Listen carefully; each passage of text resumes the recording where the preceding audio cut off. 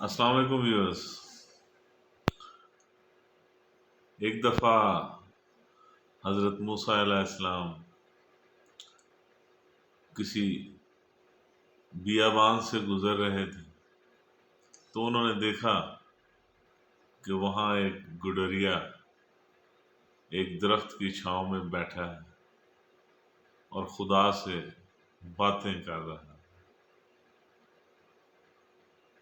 वो अपने खुदा से कह रहा था कि खुदा, तू मुझे अपने पास बुला ले, तू अकेला है, मैं तुम्हारे साथ बातचीत करके तुम्हारा जी बहला दिया करूँगा, मैं तुम्हारे लिए खाना बना दूंगा, मैं तुम्हारे पाँव दुबाऊंगा, मैं तुम्हें नहला भी दिया करूंगा, मैं तुम्हारे सर पर तेल की मालिश भी करूंगा। ऐ खुदा, अगर तेरे सर में जुएं पड़ गई हों तो वो भी निकाल दिया करूंगा। ये बातें सुनकर मूसा अलैहिस्सलाम को उस शख्स पर गुस्सा आया। वो उस पर नाराज हुए और उसे कहने लगे कि ये भी कोई तरीका है। वो ज़ाहिर है नबी थे, उनकी एक शरीयत थी, खुदाई अहकामात थे। वो उनकी नज़र से उस शख्स को देख रहे थे। उन्होंने उस शख्स को डांटा और कहा कि ये खुदा से कलाम करने का, खुदा की इबादत करने का या खुदा से दुआ मांगने का तरीका नहीं है। तो वो गुडरिया कहने लगा कि हुजूर, मैं अनपढ़ हूँ, जाहिल हूँ, मुझे इन चीज़ों का कुछ पता नहीं है। आप अल्लाह के रसूल हैं, आप मुझे बता दें कि खुदा की इबादत कैसे करनी, दुआ कैसे करनी, खुदा से अगर कोई बात कहनी हो तो वो कैसे कहनी। तो मूसा अलैहिस्सलाम ने खुदाई अहकामात की रोशनी में उसे कुछ दुआएं बताई, इबादत का तरीका बताया, जो उनकी शरीयत थी, उनके अहकामात उस शख्स को समझाए और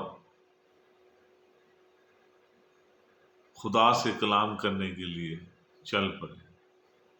आप जानते हैं कि मूसा, जिनको कलीमुल्लाह कहा जाता है, यानी खुदा से हम कलाम होते थे, उनका ये मौजज़ा था। तो वो खुदा से हम कलाम होने के लिए गए।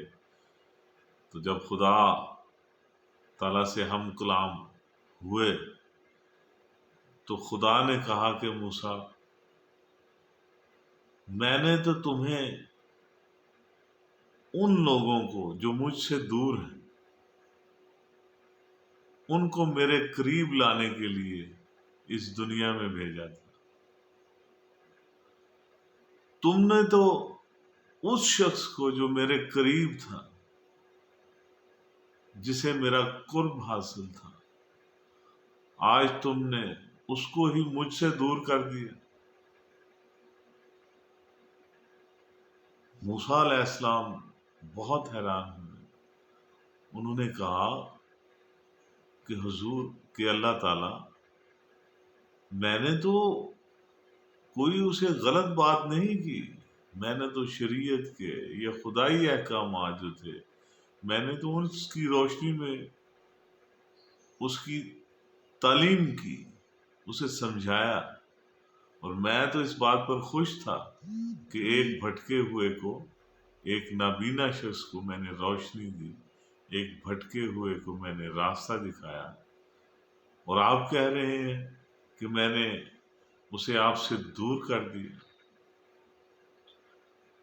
تو خدا تعالیٰ نے فرمایا کہ موسیٰ، یہ تمام عبادت، یہ تمام احکامات میرا قرب حاصل کرنے کے لیے ہیں، جبکہ وہ شخص اسے پہلے ہی میرا قرب حاصل تھا۔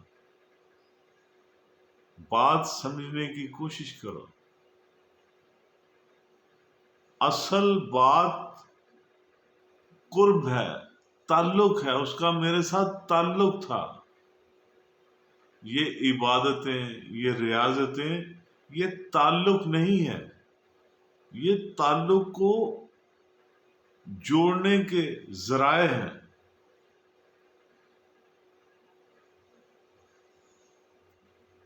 تم نے ذرائع کو مقدم جانا، تمہاری غلطی یہ، تم نے اس تعلق کو نظر انداز کر دی جو اسے حاصل تھا۔ جاؤ اور واپس جا کر اس شخص سے معافی مانگو۔ بات یہ ہے کہ اصل بات تعلق ہے، قرب ہے، قرب الہی، خدا سے تعلق۔ تم دیکھو تو صحیح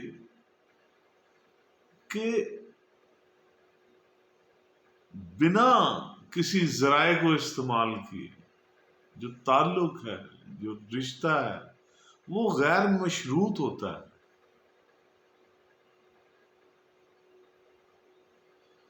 بغیر کسی لالچ کے اس کے اندر سے یہ آواز اٹھ رہی تھی، اس کا دل چاہ رہا تھا میرے سے باتیں کرنے کو، میری خدمت کرنے کو، کہ کسی طریقے سے میں اس کے کچھ کام آ سکوں۔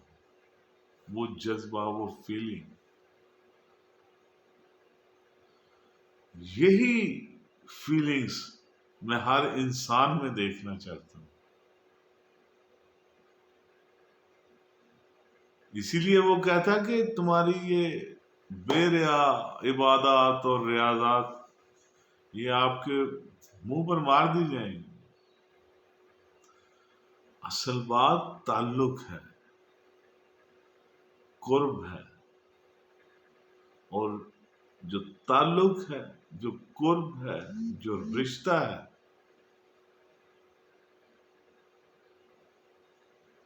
وہ غیر مشروط ہوتا ہے۔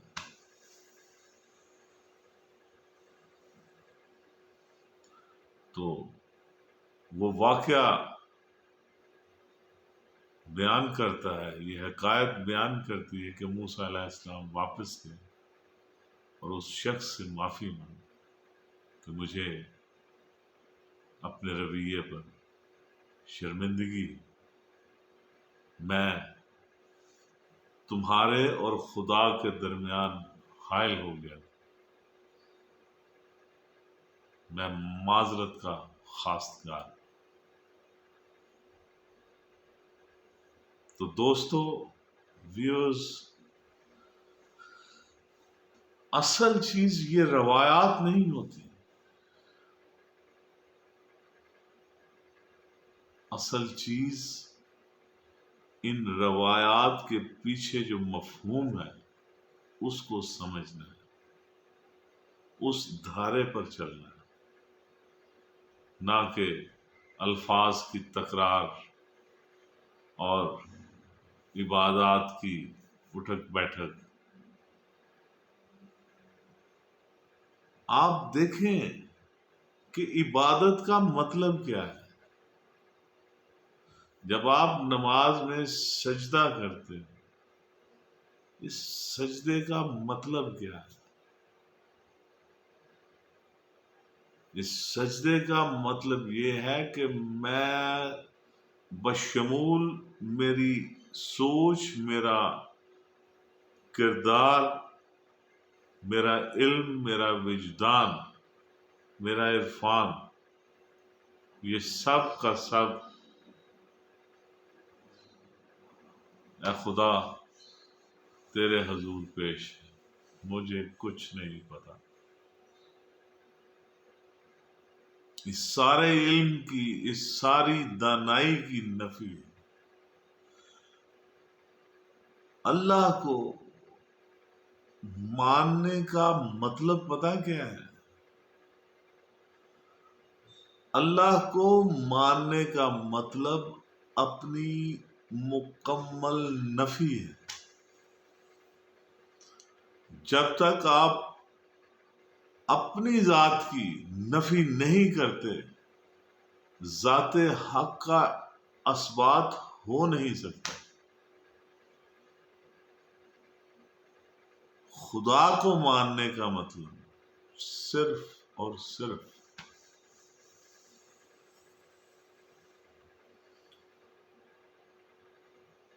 اس میں کی، اس انا کی، اس نفس کی مکمل نفی۔ خدا کی موجودگی میں یہ کہنا، اللہ کے ہوتے ہوئے یہ کہنا کہ میں ہوں، اس سے بڑا کفر اور کوئی نہیں۔ اس کفر سے بچیے گا۔ آپ کا بہت بہت شکریہ۔ خدا حافظ۔